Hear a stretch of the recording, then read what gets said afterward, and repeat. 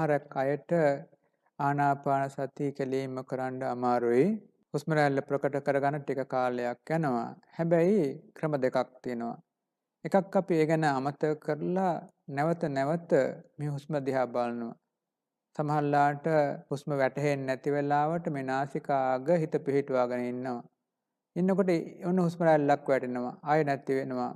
මේ විදිහට ප්‍රකට කරගන්න එක ක්‍රමයක් තියෙනවා. හැබැයි ඒක ටිකක් හිතට අර ක්‍රියාකාරීත්වය අඩුවේ කම්මැලිකමක් එනවා. හරි ආකාරයෙන් අරමුණක් නැතිකම නිසා කම්මැලිකමක් එනවා. ඒ නිසා එවැනි අයට හොඳයි වෙනත් භාවනාවක් පුරුදු වෙනවා නම් ටික කාලයක්. හොඳට හිතේ එකඟ භාවයක් හැදෙනකන් වෙනත් භාවනාවක් පුරුදු වෙනවා නම් හොඳයි. ඒ කියන්නේ ශරීරයේ කොටස් 32 දුවත්තිංස ආකාර වගේ භාවනාවක්. එහෙම නැත්නම් අට්ටික වගේ භාවනාවක් පුහුණු වෙනවා. කොටස් 32මත් හොඳයි. එහෙම නැත්නම් එක කොටසක් ගන්නවා. අපි හිතමු ඇටසැකිල්ලයි කියලා. ඇටසැකිල්ලක් වගේ අරමුණු කරගන්නවා. ඉස්සරහා දැකලා පුරුදු ඇටසැකිල්ලක් අරමුණු කරගන්නවා. නැත්නම් ජීවත් වෙලා ඉන්න කෙනෙකුගේ ශරීරයක් හිතාගෙන මේ ශරීරයේ ඇටසැකිල්ලක් වශයෙන් බලා ගන්නවා. මනස පුහුණු වෙනවා. අට්ටි කියලා මනස පුහුණු වෙනවා. ඒකම හිතත් මුලදී ටිකක් ගෙන යනවා. ඉසේ නම් පා දක්වා. ඉසේ ඇටසැකිල්ල තියෙන හැටි, අතේ පයේ ඇටසැකිල්ල තියෙන හැටි, ඒ වගේම පිටකොන්දේ ඇට තියෙන හැටි, පාදවල ඇට තියෙන හැටි දල වශයෙන් හිත අරමුණු කරගන්නවා. පැහැදිලි කරන්න යන්නේ නැහැ. සාමාන්‍යයෙන් භාවනාවක් කරගෙන යනකොට අපි මුලදී කියවන්නේ ආරම්භනේ තදින් අල්ලන්න එපා. තදින් ඇල්ලුවොත් භාවනාව එපා වෙනවා. නීරස වෙනවා. භාවනාව දිගට කරන්න හිතෙන්නේ නැහැ. මධ්‍යම ප්‍රමාණයෙන් අල්ලපුවාම භාවනාව රසවත් වෙනවා. දවසින් දවස භාවනාවේ ප්‍රතිඵල ලැබෙනවා. ඒ නිසාවෙන් අපි අර කමඨහන මධ්‍යම ප්‍රමාණයෙන් ගන්න ඕනේ. අටසැකිල්ල දල වශයෙන් අරමුණු කරනවා. හිත පිට යනවා නම් ওই පිට යන්න ආරිනවා. මේ විදිහට ඉසේ නම් පා දක්වාම අටසැකිල්ල බලනවා. මෙහෙම බලබලා ඉන්නකොට හිතේ සැහැල්ලුවක් හැදෙනවා, සතුටක් හැදෙනවා, ආලෝක ගතියකුත් හැදෙනවා. ඒ ආලෝකයෙන් පස්සේ අපිට අර කොටස් ප්‍රමාණය අඩු කරන්න පුළුවන්. මුළු ඔක්කොම බලන්න ඕනේ නැහැ. හිස් කබල හරි. එහෙම නැත්නම් එක ඇට කොටසක් විතරක් බලන්න පුළුවන්. අට්ටි සංඥාවෙන්. ඒක තවදුරටත් භාවනා කරගෙන යනකොට හොඳටම සමාධි වෙලා ආලෝකමන්ත වෙනවා. ඇට සුදු පාට පේන්න පටන් ගන්නවා. ඒ සුදු පාට වර්ණය ඊළඟට පතුරවා ගන්න පුළුවන්. තමන් ඉන්න කාමරයටම ඒ වගේම ප්‍රදේශයකට පතුරවාගෙන ඒ හරහා සමාධි කරන්න පුළුවන්. ඒ සමාධිය මතුනහම පින්වතුනි ආනාපාන කරන්න හරියම ලේසි. ඒ වගේ වෙනස් සමාධියක් ඉස්සලා මතු කර ගන්නවා ආනාපානිය අමාරු අයට. ඔය අට්ටික වලින් හරි එහෙම නැත්නම් ද්වත්තිංසාකාර නැත්නම් කොටස් 32කින් හරි වෙනත් සමාධියක් මතු කර ගන්නවා. ඒ මතුනන් පස්සේ ආනාපානිය හෝ වෙනත් කර්මස්ථානයක් හරිම ලේසි වෙනවා. මේ මුල් කර්මස්ථානේ විතරයි භාවනාවක් අමාරු පින්වතුනි.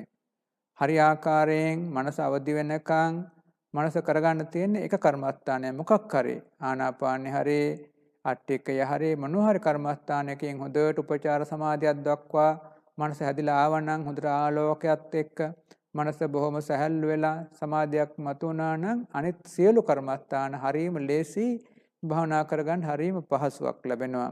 ඒ නිසා මුල් එක විතරයි අමාරු. ඒ මුල් එකේ උපචාර සමාධිය දක්වාම භාවනාවේ ටිකක් නීරස ගතියක් එන්න පුළුවන්. ඒ නිසා නීරස ගතිය තිබුණාට දිගට යෙදලා ඉන්න. ටික කාලයක් යනකොට මේ මුල් කර්මස්ථානය හොඳට පහසු වෙනවා. අනිත් කර්මස්ථානත් හොඳට කරගෙන යන්න පුළුවන්කමක් ලැබෙනවා. ඒ උත්සාහය වීරිය නොනවත්වා දිගටම ඒ කර්මස්ථානය කරගෙන යන්න. බුද්ධ වන්දනාව ඉතිපිසෝ භගවාරහං සම්මා සම්බුද්ධෝ විජ්ජාචරණ සම්පන්නෝ සුගතෝ ලෝකවිදු අනුත්තරෝ පුරිස ධම්මසාරති සත්තා දේමනස්සානම් බුද්ධෝ භගවති ඉමේහි නවෙහි ගුණේ සමන්නාගතං සම්මා සම්බුද්ධං සරණං ගච්ඡාමි. සම්මා සම්බුද්ධං සිරසා නමාමි. භාග්‍යවතුන් වහන්සේ සැබෑවෙන් බුද්ධ වන්දනා කරන අයුරු මෙසේ වදාරා. මහා ප්‍රජාපති ගෞතමයන් වහන්සේට පටන් ගත් වීරියම සිටින දෙවිනි කොට දහමේ හැසිරෙන නිරතුරුවම දැඩි වීරිය පරාක්‍රම යුතු සමගි සම්පන්න සංඝයාට දකින්නේ නම් බුද්ධ වන්දනාව යනු එයයි මෙය පහදා දෙනවා නම් භවතු සහනාස නමක්. ඔපින්වතුනි, ඉතින් ඒ බුදුගුණ භාවනාව වඩන ආකාර ගොඩාක් තියෙනවා.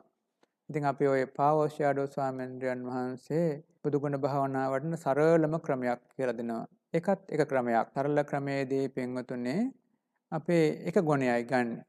බුදුරජාණන් වහන්සේ දැන් අපි දැකලා පුරුදු හොඳ ප්‍රසන්න බුද්ධ ප්‍රතිමා වහන්සේ නමක් අපි හිතා ගන්නවා. මේ ජීවමාන බුදුරජාණන් වහන්සේ කියලා හිතා ගන්න. හිතාගෙන එක ගුණයක් ගන්නවා. මේ භාග්‍යවතුන් වහන්සේගේ ගුණස්කන්ධය අනන්තයි අපරිමාණයි. ඒ වගේම ඥානස්කන්ධය අනන්තයි අපරිමාණයි. ඒ අනන්ත අපරිමාණ ගුණය නිසා මිනිස්සයෝ දෙවියෝ හැමදෙනාම ගරු බුහුමන් කරනවා, වැඳුම් පිඳුම් කරනවා, පූජා සත්කාර කරනවා. දැන් භාග්‍යවතුන් වහන්සේ එක ගුණයක් තියෙනවානේ, මේ අරහං ගුණයක් වලින් එකක් තියෙනවානේ. ආමිස ප්‍රතිපත්ති පූජාවන් ලබන්න සුදුසෙක් කියලා. අන්න ඒ වාගේ දෙයක් අරමුණු කරගන්නවා. බුදුරජාණන් වහන්සේ මේ අරහං කියන්නේ තර ආමිස ප්‍රතිපත්ති පූජාවන් ලබන්න පුළුවන් කෙනෙක්. තමනුත් පූජා කරනවා. ලෝකවාසී සත්වයෝ බොහෝ දෙනෙක් භාග්‍යවතුන් වහන්සේට පූජා සත්කාර කරනවා. මේ විදිහට හිතේ සංඥාවක් හදාගෙන අර බුදු ගුණ මෙනෙහි කරමින් අර පිළිරුව ගැන මෙනෙහි කරනවා. අරහං අරහං හැබැයි අර සංඥාව අපි අලුත් කරනවා. ආමිස ප්‍රතිපත්ති වලින් භාග්‍යවතුන් වහන්සේට පූජා කරනවා. ඒ සංඥාව අලුත් කරමින් අපි අර බුද්ධ ප්‍රතිමාව ගැන මෙනෙහි කරමින් අරහං අරහං අරහං කියන එක ගන්නවා. ඒක අරහං ගුණයට. ඒ වගේ ඉතින් අරහං ගුණයට තව තේරුම් තියෙන හැම ගන්න පුළුවන්. සම්මා සම්බුද්ධ නම් අපිට ගන්න පුළුවන් භාග්‍යවතුන් වහන්සේ බුද්ධ ගයා සුද්ධ භූමිය තුලදී තමන්ම ධර්මය අවබෝධ කරගෙන ඥානයෙන් ගුණයෙන් ලෝකයේ අති ප්‍රබලතාවයකට පත් වෙච්ච කෙනෙක්. ඒ නිසා සම්මා සම්බුද්ධ. ඉතින් ඒ වගේ තමන්ට ගන්න පුළුවන් එක එක ගුණයට ඉතින් ඒ තේරුමක් කැමති එකක් ගන්න පුළුවන්. එහෙම අරගෙන ඒ එක ගුණයක හිත පිහිටුවා ගන්න. ඒක අපි වෙලාවක් කරනවා අරහං අරහං අරහං අරහං. ඒක නැවත නැවත හිත පිහිටුවාගෙන සමාධි කරනවා. ටික වේලාවක් යනකොට පෙන්වතුනේ අර බුදුරුව හොඳට ප්‍රකට වෙලා හිතේ සැහැල්ලුවක් හැදෙනවා, ආලෝකමන්ත වෙනවා. හොඳට ප්‍රභාස්වර වෙලා ආලෝකමන්ත වුණාම අර ගුණයට හිතම යනවා. කියන්නේ හිත පිට යන්නේ නැතුව ගුණයට හිත යනවා. ගුණයට හිත ගියාම අර පිළිරුවක් සමහරට අතුරුදහන් වෙනවා. නමුත් පුදුමාකාර සතුටක්, සැහැල්ලුවක්, සමාධියක් හැදිලා එන උපචාර සමාධිය දක්වාම ගැඹුරු සමාධියක් හැදිලා එනවා. ඒ සමාධිය ඉක්මන් කරන එක ක්‍රමයක්. බුදුගුණ භාවනාවලින් සමාධිය ඉක්මන් කරන එක ක්‍රමයක්. මේ වගේ ඒ බුදුගුණ භාවනාවන් වඩන තවත් බොහෝ ක්‍රම තියෙනවා. තව ඉතින් අපිට පෙන්වතුනේ අපේ ගුරු ස්වාමීන් වහන්සේලා උගන්වනවා මුලදී බුදුගුණ නාමය තමන් මානසිකාර්ථයක් කරන්න. අරහං සම්මා සම්බුද්ධෝ විජ්ජාචන සම්පන්නෝ සුගතෝ ලෝකවිදු අනුත්තරෝ පුරුෂ ධම්මසාරති සත්තා දේ මනුස්සානම් බුද්ධෝ භගවා. කැමති නම් ආපස්සට යන්න පුළුවන්. භගවා බුද්ධෝ සත්තා දේ මනුස්සානම් අනුත්තරෝ පුරුෂ ධම්මසාරති ලෝකවිදෝ සුගතෝ විජ්ජාචන සම්පන්නෝ සම්මා සම්බුද්ධෝ අරහං. මේ විදිහට අනුලෝම ප්‍රතිලෝම වශයෙන් හෝ අනුලෝම වශයෙන් මේ බුදු ගුණ මෙනෙහි කරන්න පුළුවන්. ඉතින් ඒක ගණන් ඇතුව කරන්නත් පුළුවන්. අපි ওই නවගුණ වල වශයෙන් එහෙම කරන්නේ. බුරුම වගේ රටවල්වත් හරියට කරනවා ඒක. නවගුණ වල තියාගෙන ගණන් කරනවා. ඉතින් බුදු ගුණ 1000ක් 2000ක් 3000ක් ඉතින් කැමැති ප්‍රමාණයක් දවසකට එහෙම කරනවා. ඒ හරහත් අර හිතේ ගුණාංග ප්‍රමාණයක් හැදිලා එනවා. හැබැයි වැඩි හිතන්න යන්නේ නැහැ. බුදු ගුණ බුදු පිළිරුව ඌ වැඩි හිතන්න යන්නේ. අර ගුණ විතරක් ගණන් කිරීම වශයෙන් කරනවා. ඒකත් ක්‍රමයක්. හැබැයි ඒක හිමින් තමයි සමාධි වෙන්නේ. ගැඹුරු ඉක්මනින් සමාධි වීමක් නැහැ. ක්‍රමයෙන් හිතේ ගුණාංග වැඩිලා සමාධිය හිමින් හැදිලා හොඳට බුදුරුව දකලා සමාධි වෙන්න පුළුවන් ගතියක් එනවා. ඒක ක්‍රමයක්. තව ක්‍රම තියෙනවා පෙන්වතුනි බුදු ගුණ පාට කියවන්න පුළුවන්. බුදුරජාණන් වහන්සේගේ දැන් පාට ටිකක් දිගට කියන්න පුළුවන්. සෝ භගවා ඉතිපි අරහං අරහං වත සෝ භගවා තම් භගවන්තං අරහන්තං සරණං ගච්ඡාමි තම් භගවන්තං අරහන්තං සිරසා නමාමි. Tamante ඒ වගේ ඒ පාලි පාඨ හෝ සිංහලට හරව ගන්නත් පුළුවන් එහෙම. ඉතින් පාලි පාඨය වඩාම හොඳයි. හැබැයි සමහර වෙලාවට සිංහල පාඨයත් හොඳ වෙලාවල් තියෙනවා. සමහර වෙලාවට හොඳට හිතට කාව දෙනවා. ස්වාමීනි භාග්‍යවතුන් වහන්සේ ඔබ වහන්සේ අරහන්නම් වනසේක. ඔබ වහන්සේගේ අරහං ආදී අනන්ත ගුණ බලයට මාගේ নমස්කාරය වේවා. ඒ අරහං ආදී අනන්ත ගුණ බලයට මාගේ ජීවිතයද පූජා කරමේ.